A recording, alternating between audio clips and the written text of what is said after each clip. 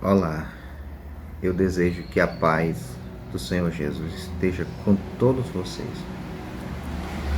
Eu quero trazer apenas uma breve meditação. E tem um motivo por eu estar lendo, eu vou ler aqui em Gênesis, no capítulo 3. E diz assim, eu já te explico o motivo disso. A serpente era o mais astuto, o mais cauteloso, o mais ardiloso de todos os animais selvagens que Jeová, que Yahvé, que Elohim, que Deus havia feito. Assim ela disse à mulher: foi isso mesmo que Deus disse, que vocês não devem comer de toda a árvore do jardim? Foi isso mesmo que Deus disse? Tem certeza? Apenas essa questão do primeiro versículo do capítulo 3, que se trata da serpente. E aí é que você sabe, para você ver que não é porque seja uma linguagem mítico-fabulosa que não possa ser usada como linguagem de compreensão. Porque esses dias eu estava falando sobre uma linguagem mítica e a pessoa já disse: mas isso não está na Bíblia. Isso aqui é uma linguagem mítica. Que serpente é essa? Existe em cada um de nós uma serpente dessa. Cada ser humano tem uma serpente dessa daqui. E aí, eu quero fazer-me compreender para vocês assim. Às vezes, a gente vê a teologia da pregação das pessoas, das mensagens, seja apologética, seja teologia de várias denominações, de várias igrejas. Eu estou falando de linguagem da cristã, seja qualquer uma, seja dessa aqui, Testemunhas de Jeová. A teologia deles, tanto dessa como de qualquer outra, se não for passando por Jesus, se não for Jesus dizendo para nós como é que é as coisas, fica meio que uma coisa sem sentido. Tudo tem que passar por Jesus. E também esse texto passa por Jesus. E eu faço me compreender na seguinte questão, porque eu conheço pessoas, por exemplo, que estão cantando uma música e a pessoa que está acompanhando a música num instrumento está acompanhando totalmente fora daquela nota, totalmente fora daquele, às vezes o ritmo não está adequado, as notas não batem, ou seja, não está harmônico, não tem harmonia. Como também tem uma forma de dizer isso, como por exemplo, às vezes uma música tem a teologia certa e a teologia pregada da mensagem, da pregação, está equivocada. Por exemplo, eu ouço uma música que diz assim, sobre uma música que diz assim: não quero interromper o teu silêncio, ó Pai. Uma música do Anderson Freire. Mas lá no refrão fala sobre o barco. E o barco que ele se refere é a vida. A minha vida é o meu barco. Às vezes ele canta: sou um barquinho buscando direção. Sou apenas um barquinho buscando direção. Precisa de alguém para manter aquele barco sem ficar à deriva. Isso, você precisa de um barco que tenha Jesus, precisa de uma vida que tenha Jesus. Aí, às vezes, na teologia da pregação, na teologia da mensagem, a pessoa diz: o barco é a igreja. Saiu totalmente do rumo. O barco é o templo, é a casa, a paróquia, a casa onde se faz a frequência. Às vezes a teologia da música certa e a teologia da pregação equivocada. Aí é que eu vou fazer uma comparação de pessoas que vivem nessa, como as pessoas engolem tudo, aí não discernem nada, engole a mensagem, não discerne a mensagem, engole a música, não discerne a música, fica nos dois. Aí fica naquela loucura. O lugar vira loucura, as pessoas ficam surtadas, tomam atitudes impróprias, né? Tomam atitudes impróprias por causa daquele surto de não discernir nenhuma coisa nem outra, não saber qual é a teologia da mensagem, por quem ela passa, o que significa, por não discernir qual é a teologia da música, se a música fala de Jesus mesmo, ou se é só, ou também se é um surto teológico, né? Aí é que eu quero dizer aqui sobre o que Paulo disse. Se ainda que eu fale a língua dos homens, a língua dos anjos, a língua, seja lá que língua for, mas se não tiver amor, se eu não tiver algo para dizer que seja edificador, não vai servir de efeito nenhum. E aqui nessa linguagem mítico-fabulosa aqui de Gênesis, no capítulo 3, sobre a serpente, é sobre essa questão, por exemplo, de a pessoa diz uma coisa e às vezes ouve uma coisa e diz outra. Igual nessa coisa da música, da pregação. Ouve, a teologia de uma é uma coisa, a teologia da outra é outra. E nessa linguagem, por exemplo, numa linguagem mítica também. Você vê quando as crianças estão no colégio, eu já passei por essa brincadeira, eu já brinquei disso, sobre o telefone sem fio.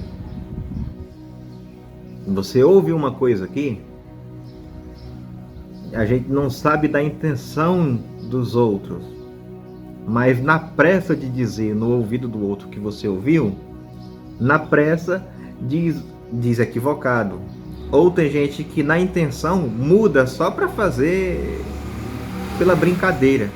E quanto mais a pessoa saiba o que significa essa brincadeira e quanto mais esperta ela esteja, ela vai modificar a frase. Se a pessoa é espertalhona, se a pessoa tem é ardil, ele ouve uma coisa e vai dizer outra. Nessa brincadeira, tem gente que, por exemplo, teve um professor que me ensinava na época de quinta série, sexta série, fez essa brincadeira, mas só fez uma única vez, porque ele sabia que se fizesse na próxima vez, as coisas iam mudar mais de rumo do que da primeira. Essa coisa de ouvir uma coisa e falar outra. É igual as pessoas que só ouvem, mas não leem o Evangelho. Só ouvem os outros falar, a pregação, as falas bonitas das pessoas, às vezes aquela eloquência, aquela gritaria, aquele vozeirão, às vezes, mas nem sempre trazendo a realidade da vida como ela tem que ser. E nem sempre as realidades, se é trazida, vai gerar o choque certo, vai gerar algo que mude. É tanto que quando Jesus traz uma realidade para aquelas pessoas que viam insultá-los, ele falou sobre a realidade da pedra angular. Da pedra angular. E quando ele falou sobre aquela pedra que vindo aos homens e os homens rejeitam, falam sobre a vinha, Jesus fala sobre a vinha, aquelas pessoas entenderam que era deles que Jesus estava falando. Mas, contudo, eles não deixaram das mesmas coisas. Procuraram no outro dia matar, procuraram no outro dia insultar, e até que levaram para a cruz. Nem sempre ela vai produzir, e Jesus faz isso. Ele adverte com palavras mansas, adverte com parábolas, adverte com ensino, adverte no choque da realidade, e muitas vezes as pessoas não mudam. Essa é uma das coisas que mais danificam a nossa mente, quando a gente não ouve, não discerne se é uma coisa boa, pôr em prática, obedecer, porque o princípio da sabedoria é a obediência. O princípio da sabedoria é a obediência. A mesma coisa, o temor do Senhor é o princípio da sabedoria. O que é temer? É obedecer por saber que pode acontecer algo que lhe prejudique, algo que lhe faça cair. Obedecer por temor. Esse é o princípio da sabedoria. Enquanto quando Jesus diz lá no Evangelho, aquele que me ama, esse me obedece, esse já está andando no caminho. Não está mais no princípiozinho da sabedoria. Ele está andando pela obediência ao que ele discerne como bom, santo e justo. E aí, quando a pessoa fica só de ouvir o que os outros dizem, só de ouvir, e não buscar o testemunho do que é em Jesus é mostrado e revelado, ela pode cair num precipício. Por exemplo, nessa mesma linguagem, se conta uma fábula também, que diz: quando nosso Senhor estava na terra, ele teve que se ausentar. E isso Jesus até diz: me ausentei, vou me ausentar e tal. Ele teve que se ausentar. E diz para uma quantidade de pessoas, na linguagem mítica, diz para os ricos: cuidem bem dos pobres, cuidem bem dos meus pobres. Aos pobres distraídos, ou ocupados com seus afazeres, ou distantes. Aí, quando ele sai, que os pobres chegam perto dos ricos, aí perguntam: o que foi que ele disse mesmo? Aí os ricos dizem: é para continuar trabalhando para a gente de graça. Ou seja, eles ouviram uma coisa e disseram outra coisa. E aí é o que Jesus diz: ai de vós, advogados da lei, porque vocês fecham, vocês dizem que são dono da compreensão, vocês dizem que são dono do conhecimento, vocês dizem que vocês é quem ensinam. E Jesus diz: entre vós não será assim, não precisa dessa coisa. Há sempre: eu sou o mestre de vocês, eu sou o Senhor de vocês. A ninguém chameis mestre, Senhor, Pai, apóstolo, porque eu sou. É Jesus quem diz isso. Ai de vocês que dizem ser o dono, tomam a chave, se apoderam da chave do conhecimento. É como na época de Lutero, tomam isso aqui, tomam a Bíblia, ninguém lê mais Bíblia, ninguém lê mais o texto da Escritura, ninguém mais lê nada. Tomam a chave e ensinam por si próprios. Aí se equivocam, né? E ensinam coisas que não tem nada a ver. E ainda hoje, tudo está aqui, mas se não for lido, filtrado por Jesus, as coisas também não vão fazer sentido e só vão criar heresias e mais heresias, montagens e mais montagens.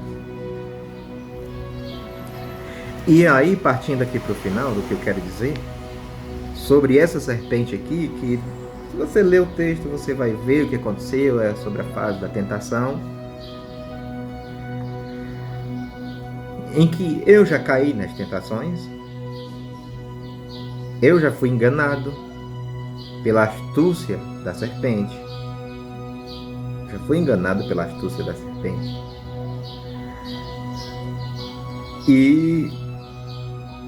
Mas quando a gente enxerga através de Cristo, tem duas coisas que podem acontecer.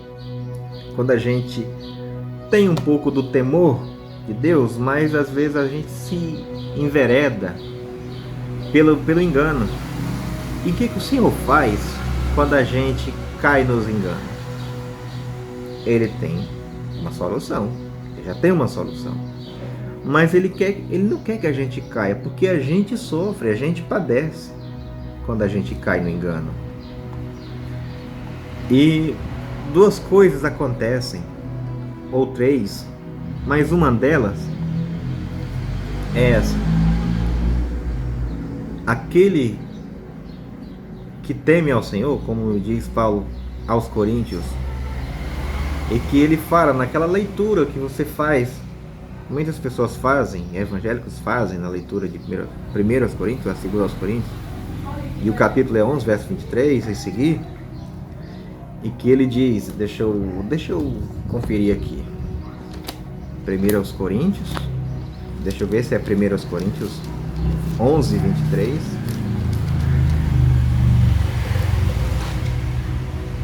depois eu recebi do Senhor, né? E aí ele diz assim: ele fez o mesmo com o cálice, pois sempre que vocês comerem esse pão e beberem esse cálice, estarão proclamando a morte do Senhor até que venha. Portanto, quem comer o pão ou beber o cálice do Senhor indignamente será culpado com respeito ao corpo e o sangue do Senhor. Por exemplo, é alguém que eu vejo assim, alguém que oferece uma bênção, dizendo que aquilo é uma bênção. Alguém que oferece uma bênção e diz que isso é uma bênção. E diz que se você comprar isso aqui, você vai ter não sei quantos anos de prosperidade, que não vai ter não sei o que mais lá e tal, e tal, e tal. Falam de uma coisa que é abençoadora. Você não prejudica os outros, os vizinhos, você não põe um som alto, você põe só pra você. Não prejudica os outros, você só às vezes prejudica o seu ouvido se colocar muito alto, mas se você estiver ouvindo uma coisa boa, vai te alimentar, né? E aí é quem come, quem não discerne, aquele que aceita aquilo que está sendo oferecido, sem discernir, come e bebe para a sua própria condenação. Você é o que ele diz aqui do seguinte: primeiro que o homem examine e aprove a si mesmo. Primeiro que o homem examine e aprove a si mesmo, e só então coma do pão e beba do cálice. O fruto que está aqui no Gênesis 3, não era para não se poder olhar, não era para não se poder pegar, só estava dito: não coma, espere o que o Senhor tem a dizer, o que o Senhor tem a fazer. E aí por isso que diz Pedro que a gente deve acrescentar à fé a perseverança. Persevera, espera, e essa perseverança há de acrescentar-se a ela a paciência. A paciência, a experiência, a esperança. Se a gente for se apressar nas coisas, você pode pegar coisa enganada, pode pegar um fruto verde, pode pegar um fruto que não está que está fora do seu momento, da sua maturidade, pode estar podre.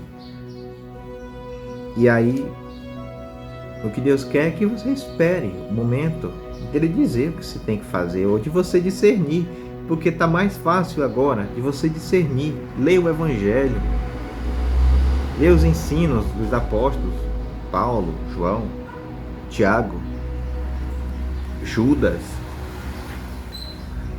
e você vai ver como é que é discernir, para que aprendeis a discernir qual é a boa, santa vontade de Deus. Está lá em Efésios 5. E era só para deixar sobre isso, sobre a serpente, que quando ela não se enxerga, primeiro Deus diz: e se o meu povo, que diz que confia em mim, que se diz servo dele, que se diz filho dele, que se diz discípulo dele, se o meu povo, que se chama pelo meu nome, está lá em Crônicas 7, segundas Crônicas 7:14. E se o meu povo, que se chama pelo meu nome, se essa pessoa que se diz meu povo, se diz meu filho, que se diz meu servo, que se diz meu discípulo, se chama pelo meu nome, se humilhar, se auto-humilha, se humilhar, baixar a bola, se humilhar, orar, ter o discernimento de que é orar, não é uma oração lá no lugar, não sei aonde. E Jesus diz: entra no teu quarto e ora, e o teu pai que te vê em secreto te recompensará. Se humilhar, orar, buscar a minha face, buscar compreender qual é o que é a vontade do Senhor, e se converter dos seus maus caminhos, ainda que nós estamos em 2 Crônicas 7:14, se converter do que produz os seus maus caminhos, da produção da sua vida, e mais colocar em Jesus, como Jesus diz, não é somente o fazer, mas o pensar também é, se converter da sua mente pecaminosa. Se você ouve a sua mente e a sua mente fala uma coisa equivocada, se converter da sua mente, mudar a sua mente, porque é o que Jesus diz, né? Qualquer um que diz, veja o que foi dito: amarás o teu próximo e odiarás o teu inimigo. E Jesus disse: não é mais assim, não é assim. Amarás o teu próximo, amarás o teu amigo, orais pelo teu inimigo e orai pelos que vos perseguem. Ama o teu próximo como a você mesmo, né? Aí você está andando segundo Jesus. Se converter dos seus maus caminhos, mudar a velha rotina e também continuar convertendo-se a conhecer e a prosseguir em conhecer ao Senhor. Continua convertendo a sua mente ao modo de Jesus, porque quando a gente vai convertendo a nossa mente, vai se tornando obediente, não apenas pelo temor, mas agora por ser grato, pela graça, obedecendo porque você sabe que tem fruto bom. Só pela obediência você já reconhece que tem um fruto bom, como diz Paulo: eu esqueço das coisas para trás ficam e vou obedecendo para as coisas que estão diante de mim, porque eu sei que tem um prêmio guardado para mim. Você vai na confiança, praticando, exercitando a fé. Isso vai fazer com que você se converta mais e mais ao Senhor e compreenda e discirna o que é bom.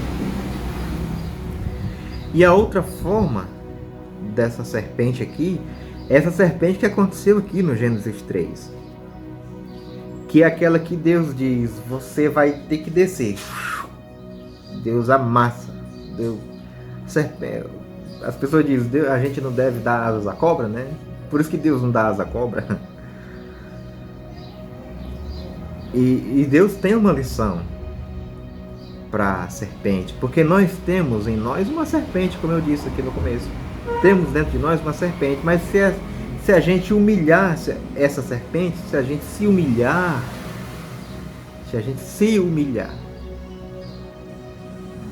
e quando acontece, o que acontece quando a gente não se humilha? Deus nos humilha, Deus nos abate, porque aquele que se engrandece, aquele que se ensoberbece, Deus abate, mas aquele que a si mesmo se humilha, será exaltado, será engrandecido, será elevado na percepção, na consciência, no discernimento. Não é só uma elevação, um status diante dos homens, não. Porque às vezes o que é levado diante dos homens, Jesus é quem disse isso, o que é levado diante dos homens, para Deus é queda. Para Deus aquilo não é elevado, aquilo cheira mal. E é o que Paulo diz lá em 1 Coríntios 11, a partir do verso 3. Porque aquele que não se enxerga a si mesmo é repreendido pelo Senhor. É repreendido, Deus abate, para que ele possa se enxergar e não seja condenado entre os infiéis, para que não seja condenado com o mundo. E aqui acontece nessa primeira coisa, a primeira tentação que acontece aqui de Gênesis 3, é que a serpente, seja a nossa serpente, a serpente que existe em nós, aqui é uma linguagem mítica, a serpente que existe em nós é colocada para baixo, empurrada para baixo, para ver se ela começa a rastejar, para ver se ela procura o caminho da humildade, o caminho do amor. E aí o que Jesus tem a ensinar sobre uma serpente convertida a Deus, Jesus diz assim: sede simples como as pombas, tenha simplicidade no seu falar, se faça compreender. Isso que eu estou falando para você é simples, bem simples. Sede prudentes como as serpentes. Seja prudente, espere o tempo certo. Sede simples como as pombas, prudentes como as serpentes. Obedeça ao que Jesus diz, como está lá em Mateus 6, ou é capítulo 5, verso 24, ou 6 e 24, que diz que todo esse que ouve essas minhas palavras e as pratica, né, o sermão do monte, todo esse que ouve essas minhas palavras e as pratica, compará-lo-ia a um homem prudente, a um homem sábio, que edificou a sua casa sobre a rocha, que edifica a sua vida sobre aquilo que é firme, aquilo que é bom, aquilo que é justo, aquilo que é honesto, como ensina Paulo, tudo aquilo que é justo, que é honesto, que é verdadeiro, tudo que é proveitoso, nisso pensai, porque são coisas de cima. Me faz lembrar uma pessoa que disse assim, ali no trabalho, ela disse assim: a gente deve fazer as coisas como se fosse para Deus, mas dizer isso para quem não crê. E ainda mais quando Paulo diz isso, ele diz para um ente escravo que era obrigado a ficar ali: faça isso como se fosse para Deus, para um escravo. O Senhor vai se agradar da sua boa vontade de ajudar, de fazer com que o serviço daquele Senhor progrida. Faça como se fosse para Deus. Você vai estar fazendo como se a produção daquela pessoa, para quem você está trabalhando, dê lucro, porque é lucro para ele, pode ser lucro para você. Por exemplo, agora que as coisas não são na escravidão, a gente às vezes é remunerado, é bem mal remunerado, mas é remunerado. A gente é pago por aquilo, por que faz. E aí, uma pessoa que não crê em Deus, você dizer assim: faça como se fosse para Deus, o que vai fazer diferença nisso? Se você está num trabalho e é remunerado por aquilo, por que a gente às vezes não diz: seja honesto, seja sincero. Se tem agilidade na sua produção, e nessa agilidade que você tem na sua produção, você tem a ganhar. Você mantém o seu serviço, você mantém o seu emprego, você mantém o seu trabalho, o seu sustento. E sem precisar falar em Deus para quem não crê. Porque muitas vezes a gente fala em Deus, fala em Jesus, sem falar o nome de Deus, sem falar o nome de Jesus.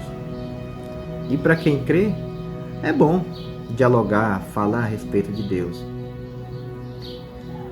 E aí eu quero encerrar aqui para você, deixando essa palavra simples do Evangelho de Deus. Não é porque seja uma linguagem mítica, fabulosa, que não fale com você em algum detalhe. Lembre que a linguagem aqui do Gênesis é uma linguagem mítica, fabulosa, mas que espelha a nossa vida, todo ser humano. Não é só Adão que cai, não é só Eva que cai. Todos nós pecamos. Todos nós pecamos. Todos nós erramos. Todos nós caímos no engano. E a gente tem que andar, não é pensar depois que já falou. É pensar enquanto se está falando. Saber o que está pensando. É pensar antes de falar. Porque quem fala sem pensar é tolo. Quem fala sem pensar não sabe o que está dizendo.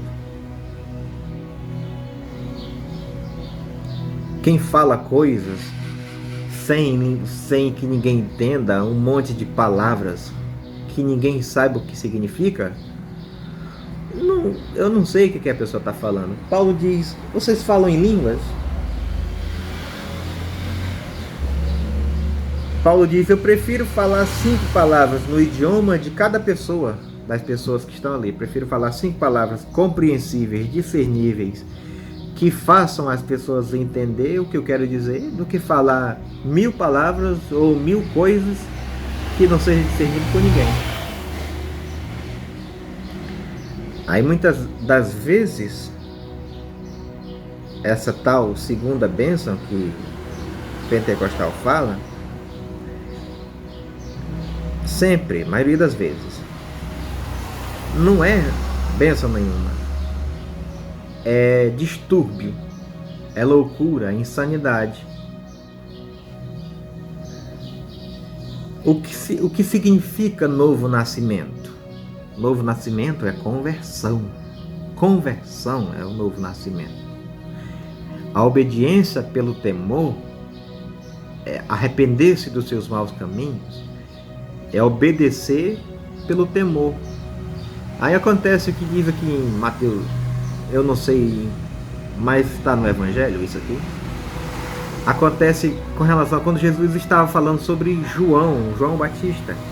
E aquelas pessoas que estavam ouvindo Jesus testemunhar de João, eles têm um testemunho de que eles passaram por aquele batismo de João.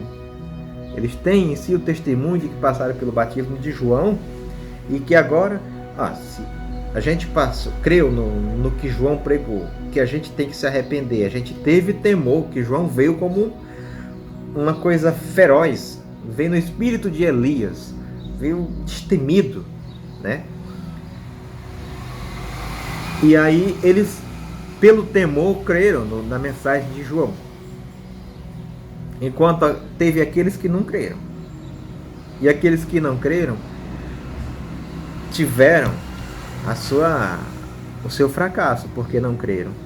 Mas quando Jesus diz aquilo, e aquelas pessoas que estavam ali dizendo, nossa, a gente creu nessa mensagem, a gente agora tem um testemunho de que ele, que é maior que João, disse isso. Essa mensagem, essa palavra. E esse discernimento depois que a gente vai obedecer a Deus por amor, é a linguagem da regeneração, do novo nascimento, do batismo com o Espírito Santo.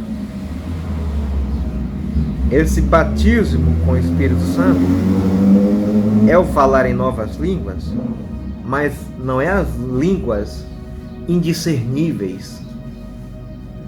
São línguas discerníveis, linguagem fácil. Veja o que Paulo diz sobre isso, uma linguagem simples. João, como é que João fala? O João que diz assim, é o João, primeiro o João antes da conversão, que diz: Senhor, quer que nós façamos descer fogo do céu para exterminar aqui os samaritanos? Jesus diz: vocês não sabem de que espírito sois, porque o Filho do Homem não veio para condenar o mundo, veio para salvar. Aí João convertido a Jesus, veja como é João convertido a Jesus nas suas cartas. Como é que ele ensina? Filhinhos, não pequeis. Ele ensina que a gente deve orar pelos pecados das pessoas, pelas pessoas que pecam sem discernir, sem saber, sem conhecer. Ore por elas, porque Deus perdoa. Se vir alguém pecando, não para a morte, ore por elas, Deus perdoa. É diferente do João que diz: eu vou... Quer que peça anjo para mandar fogo e destrua aqui? Queira converter-se para Deus, começo a gente vai pelo temor, porque a gente não conhece, é como criança, não conhece o que é dor, não conhece, por exemplo, menino não coloca um dedo numa tomada, ele não sabe o que é um choque. Menino não desce essa escada rápido, vai se segurando, porque não sabe o que é uma queda e se machucar, não sabe o que é a dor de se machucar. Mas com o passar do tempo, da experiência, às vezes cai, levanta, da experiência você vai aprendendo a ter mais calma, cautela, a cautela do que Jesus diz: seja cauteloso, olha, ora, vigia. Não é porque alguém te oferece, a serpente diz: olha, isso aqui é bom, come desse fruto, e você vai saber o que é sabedoria, você vai entender o que é bem e mal, vai saber o que é bom, o que é ruim. Come desse fruto. Aí às vezes você come e se panturrilha, se refastela de tanto comer, de tanto ouvir, mas não discerne, não pratica o que é bom, o que Deus diz que faça só assim, faça só isso, seja comedido, porque Deus não nos deu espírito de covardia. Eu estou aqui, eu não estou sendo covarde, estou sendo ousado, dizer o que Jesus disse. Não nos deu espírito de covardia, mas de poder, de ousadia. Isso, temos essa ousadia no falar, nesse falar. Fala o que Jesus disse, mas de amor. Esse amor que chega até você nessas palavras e que te quer ensinar a discernir o que é bom. Discernir, praticar, obedece pelo temor, vai entendendo, vai compreendendo, Deus vai te dando discernimento e você vai andar naquilo que, no constrangimento do amor de Deus, porque o amor de Cristo nos constrange. Julgo eu assim, julgando nós assim, que Cristo morreu por todos, um só morreu por todos, para que aqueles que vivem, se o meu povo que se chama pelo meu nome, para aqueles que se dizem que vivem para Deus, vivam não para si, não para ter um status, não para ser dono de uma franquia, dono de uma franquia exuberante, que se quem não tiver aqui não tem bênção, só tem maldição, e quem sair daqui vai ser, quem não frequentar aqui vai ser amassado pelo diabo e tal. Não. É amor mesmo. É amor que te ensina a sair daqui, a ouvir o que ouviu e a praticar. Como ensina Tiago. Porque a palavra de Deus é como um espelho que te mostra quem você é. Mas se você sai dali e esquece o que ouviu e não pratica, não discerne no bom senso, na calma, na pacificação, na boa gente que você é, não anda para aquilo, esquece daquilo,